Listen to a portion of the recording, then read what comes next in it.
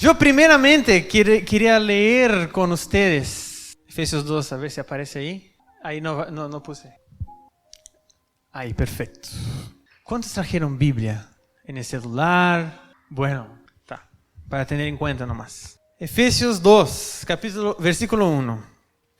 Y Él os dio vida a vosotros, cuando estabais muertos en vuestros delitos y pecados, en los cuales anduvisteis en otro tiempo, siguiendo la corriente de este mundo, conforme al príncipe de la potestad del aire, el espíritu que ahora opera en los hijos de la desobediencia, entre los cuales también todos nosotros vivimos en otro tiempo, en los deseos de nuestra carne, haciendo la voluntad de la carne y de los pensamientos, y éramos por naturaleza hijos de ira.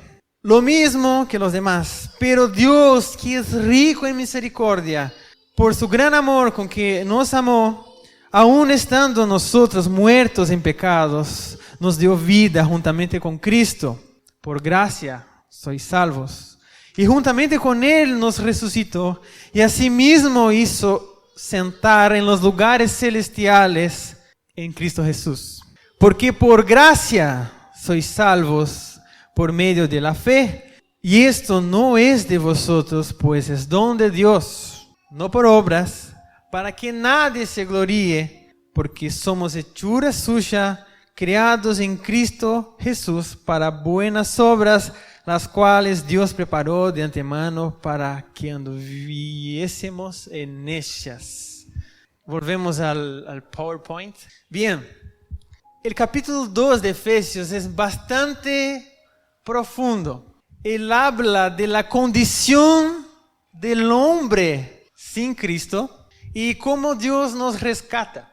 Pero antes, yo creo que fue hablado alguna introducción sobre qué es Efesios, qué es la carta, quién es Pablo. Resumidamente, pero así, recontra resumidamente, Pablo era un apóstol que vivió en el tiempo de Jesús. Entonces él tuvo contacto con Jesús, él se convirtió a Cristo. Después que se convirtió, él empezó a implantar varias iglesias allí alrededor de donde él vivía. Después de implantar las iglesias, había comunidades así como las nuestras, pero no había Biblia como la conocemos hoy.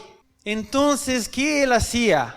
Él hacía cartas y enviaba para estas iglesias para que esas personas pudieran ser instruidas. Buenísimo. Una de estas cartas que él envió para la región de Éfeso, que es una región, una ciudad, una de estas cartas es la carta que tenemos en la Biblia, que fue una carta para un grupo de personas. Esa es la carta de Pablo a los Efesios. Buenazo. Entonces, por eso decimos que Efesios es una carta de Pablo, porque es una carta de Pablo direccionado a la gente que estaba ahí en Éfeso. Muy bien, puedes pasar. Entonces, al principio de la carta, Pablo habla primeramente de la condición del hombre que no conoce a Cristo. El hombre sin Cristo, que no conoce a Jesús. Ahí es lo que recién leímos. Y Él os dio vida a vosotros cuando estabais muertos en vuestros delitos y pecados. Buenas, puedes pasar. Entonces, la condición del hombre sin Cristo, Pablo habla de 3 aspectos de la condición del hombre sin Cristo. Un hombre sin Cristo, sin conocer a Jesús, el hombre que no es creyente, podemos decir así. Él está muerto, esclavizado y condenado. Repiten conmigo, solo para quedar en la mente de ustedes. Y condenados, muy bien. Muertos, esclavizados y condenados. Esa es la condición del hombre sin Cristo. Vamos a abrir un poco cada una de esas condiciones. Entonces, leyendo de vuelta lo que dice la carta que Pablo escribió, dice así: Él os dio vida a vosotros cuando estabais muertos. en vuestros delitos y pecados, en los cuales anduvisteis en otro tiempo, siguiendo la corriente de este mundo. Sí, puede sonar un poco raro nosotros decir que la gente sin Cristo está muerta. Puede ser que no entre en la primera vez en la mente de nosotros, porque la gente está viva, por ahí andando, ¿no? Haciendo gimnasio, a veces más viva que nosotros. Yo cuando voy a jugar fútbol, yo me quedo 5 minutos corriendo, después del 6º minuto ya no corro más. Parece que ya voy a morir. Mucha gente parece más viva que yo. Entonces, puede sonar un poco raro, pero estamos diciendo entonces que la gente de afuera está muerta espiritualmente. Sí, es exactamente lo que estamos diciendo. Mira, todo de esta vida, el cuerpo, la plata, la mente, el físico, todo eso va a desvanecer y va a tener fin. Pero hay una cosa que es lo que realmente importa, que es el alma y la vida espiritual. Y ahí, que es en eso, lo eterno, es que las personas sin Cristo están muertas. Hay una frase que me gusta mucho, yo creo que es del escritor de Crónicas de Narnia, que dice así: lo que no es eterno es eternamente inútil. Aquello que no es eterno es eternamente inútil. Lo que yo quiero decir es que lo que realmente importa es lo que vamos a llevar de esta vida para la eternidad. Y nuestra condición espiritual debemos tener en cuenta, porque es eterna. Nosotros tenemos 2 caminos: la vida eterna o la condenación eterna. Entonces, esa gente, nosotros éramos así cuando vivíamos lejos de Cristo. Nosotros parecíamos tener vida, porque éramos personas caminantes. Entonces parecía que teníamos vida. Éramos personas que caminaban por ahí, pero espiritualmente estábamos muertas. Volviendo a... Deja ahí en el PowerPoint nomás. John Stott, que es un teólogo, yo estoy casi seguro que es inglés, dice así: estas personas están ciegas a la gloria de Jesucristo y sordas a la voz del Espíritu Santo. No tienen amor por Dios, ninguna conciencia sensible a su realidad personal, ningún impulso en dirección a Él con la exclamación Abba Padre, ninguna gana en la comunión con el pueblo de Dios. Están tan indiferentes a Él como un cadáver. Bueno, puede parecer muy pesado eso, muy fuerte, pero es la condición que la Biblia nos dice cuando dice que estáis muertos en delitos y pecados. ¿Están conmigo? Buenas. Entonces podemos afirmar con seguridad que vivir una vida sin Dios es estar muerto mientras sigues con vida, y esa era nuestra condición hasta que Cristo nos encontró. El segundo punto es que la vida del hombre sin Cristo estábamos esclavizados. ¿Por qué estábamos esclavizados?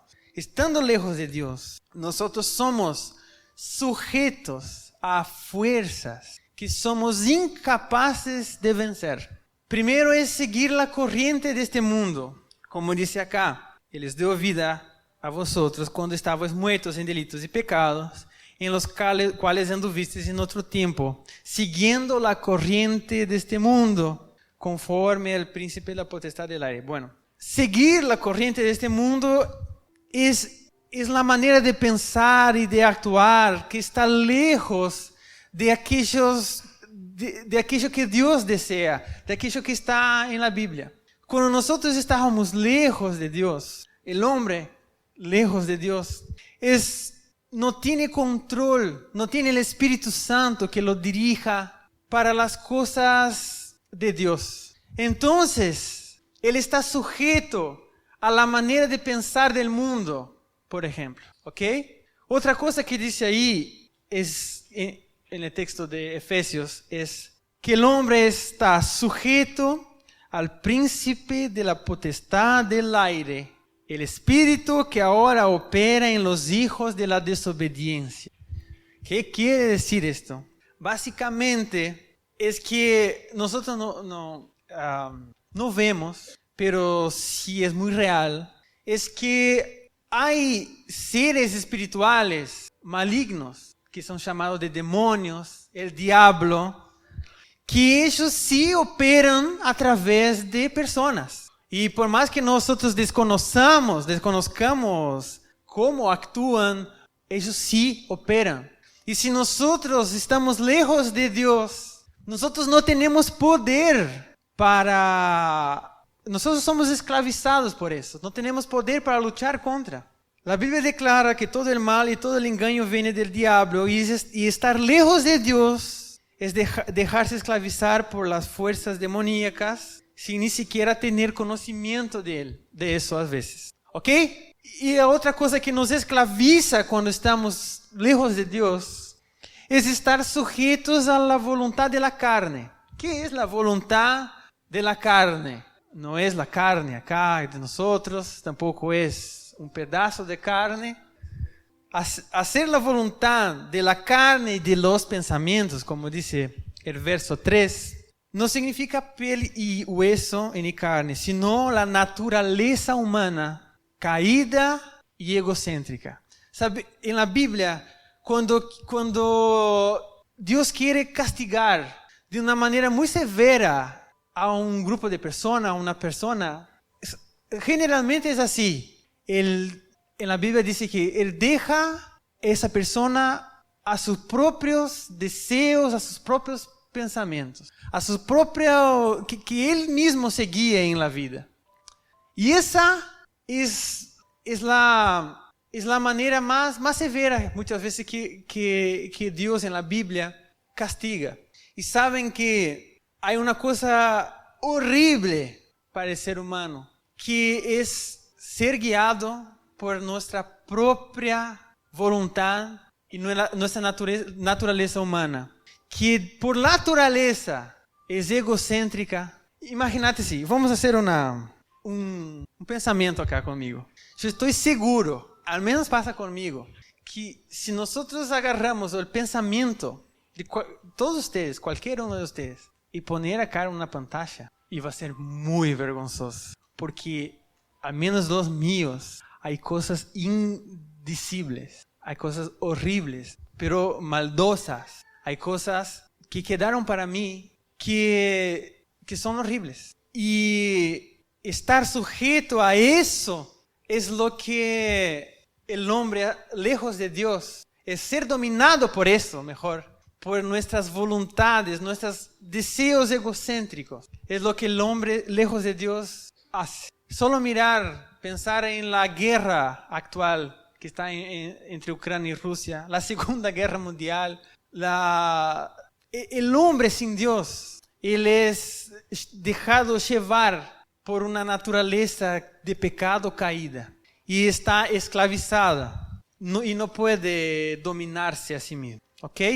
Entonces nosotros podemos concluir que antes de Jesús nos libertar, estábamos sujetos a opresiones externas, yo digo, con la manera de pensar del mundo, las fuerzas del diablo, y opresiones internas también, que son nuestros propios deseos equivocados. ¿Ok? ¿Puede pasar? El tercer punto que yo había mostrado es que el hombre de Dios, el hombre sin Dios, primeramente estaba muerto, en segundo lugar esclavizado y en tercer lugar condenado. En el verso 3 dice así: éramos por naturaleza hijos de ira. Es lo que fue hablado un poco sobre la santidad de Dios en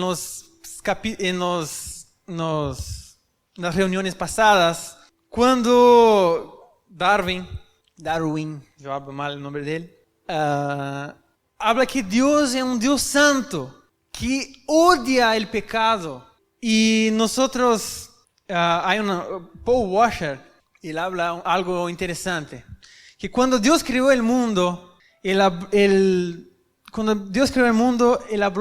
para el océano: venga hasta acá y no más que esto. Y el océano obedeció. Y dijo para las estrellas que quédense ahí. Y ellas se quedaron haciendo su órbita. Y dijo a la tierra para dar su fruto, y eso aconteció. Y dijo para el universo que cree planetas, y el universo obedeció. Pero cuando fue a hablar para el hombre, venga acá, el hombre dijo no, desobedeció. Y la ira de Dios contra el pecado es una reacción divina contra el mal. Es una reacción divina contra el mal. La condenación, la muerte eterna, que es una condenación justa por la maldad y el pecado. Entonces, yo voy a correr, si no voy a llegar al punto hoy. Entonces podemos decir, la conclusión es que lejos de Cristo, el ser humano está muerto por causa de sus delitos y pecados, esclavizados por el mundo, por la carne y por el diablo, y condenado bajo la ira de Dios. ¿Ok? ¿Están conmigo? Sí. Buenas. Pero ahí llega en mi parte favorita, que es el verso 4, que dice así. Yo quiero leer con ustedes. Versículo 4. Sí, oren para que Dios nos dé un Mac, un iMac. Bueno, yo leo para ustedes entonces. Pero Dios, después de decir todo eso, que el hombre sin Dios está condenado, esclavizado, está muerto espiritualmente, Él dice así, pero Dios, que es rico en misericordia, por su gran amor que nos amó, aún nosotros estando en pecados, nos dio vida juntamente con Cristo. Por gracia sois salvos. Y juntamente con Él nos resucitó y asimismo se hizo sentar en los lugares celestiales con Cristo Jesús para mostrar en los siglos venideros las abundantes riquezas de su gracia en su bondad para con nosotros en Cristo Jesús. Dios no nos dejó muertos, esclavizados y condenados. Él envió a su propio Hijo para morir en nuestro lugar, morir la muerte que merecíamos y nos dar vida. ¿Ok? Entonces en esos versículos, Pablo quiere enfatizar la absoluta y casi increíble y magnífica bondad de Dios. Y él habla eso de distintas maneras. Primero, Dios es rico en misericordia. Segundo, Él nos amó con un gran amor. Tercero, su gracia sublime nos salvó. Cuarto, su gracia es tan grande que no puede ser descrita. Quinto, Él derramó generosamente su bondad sobre nosotros. Y yo creo que yo puse también el próximo que dice así. Una frase de John Stott, el mismo señor, mismo que había hablado de la otra frase también. Dice así: la salvación es más que perdón. Es la liberación de la muerte, de la esclavitud y de la ira descritas en los versos 1 a 3, en el principio del que nosotros estamos hablando. Buenazo. Ahí él dice que por gracia, nosotros somos salvos. ¿Quién acá sabe lo que es gracia? Algunos seguramente saben lo que es gracia, pero tienen más vergüenza de decir, capaz. Hay un video que explica muy bien. Y yo quería que ustedes miraran con atención. ¿Ok? Muy bien. Yo creo que dio para entender un poco mejor qué significa la gracia. Es un regalo inmerecido que Dios derrama generosamente sobre aquellos que son capaces de reconocer su fracaso y su estado miserable para con Él y clamar a Dios por misericordia y perdón de pecados. Esa es la gracia de Dios. Que aun cuando nosotros estábamos muertos en delitos y pecados, nos encontró y nos rescató.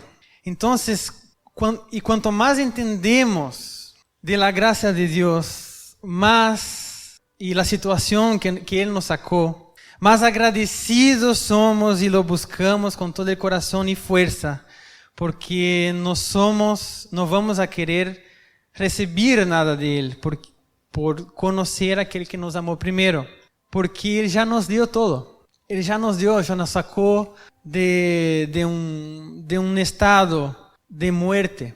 Y ya para ir finalizando, no va a quedar muy largo.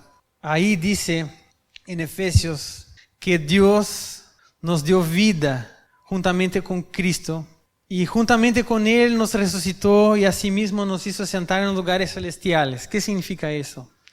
Que Pablo habla que de alguna manera las personas que pertenecen a Jesús reciben que la verdad que está en Él, la verdad que es para Él, es la misma verdad para esas personas también. Por ejemplo, voy a dar un ejemplo. Dice que Él nos dio vida, nos resucitó y nos hizo sentar en los lugares celestiales. Es lo que pasó con Él. En Él está la vida. Él resucitó y Él fue a sentar en los lugares celestiales. Y de alguna manera, lo que es verdad para Él, ahora para los que estamos en Cristo, es verdad para nosotros también. Los que aceptamos ese regalo que es el perdón de los pecados. Entonces, Él nos dio vida, porque ahora tenemos una relación viva con Dios. Nos resucitó, pero Él nos resucitó. Bueno, en el momento actual, nosotros experimentamos la parte espiritual de ser resucitado con Él. Pero cuando Él venga, ¿sí, no? Se dice, cuando Él venga, ahí sí nosotros seremos de hecho resucitados. Si estamos muertos o si no, nosotros tendremos nuestros cuerpos cambiados en un instante. Y nos hizo sentar en los lugares celestiales. Es porque compartimos su victoria sobre los poderes demoníacos. Y no estamos obligados a seguir el mundo, el diablo y la carne. ¿Por qué Dios hizo eso? Para mostrar, dice Efesios también, en los siglos venideros las abundantes riquezas de su gracia, en su bondad para con nosotros en Cristo Jesús. Él nos salvó para mostrar para todo el mundo y por toda la eternidad su gracia, para que nosotros podamos experimentar cuán bueno Él es. ¿Ok? ¿Y qué hacemos entonces? ¿Qué hacemos después de todo eso que vimos ahora? Tenemos que ser gratos, arrepentirnos de nuestro pecado y ser obedientes a Él por todo lo que Él hizo por nosotros. Amén.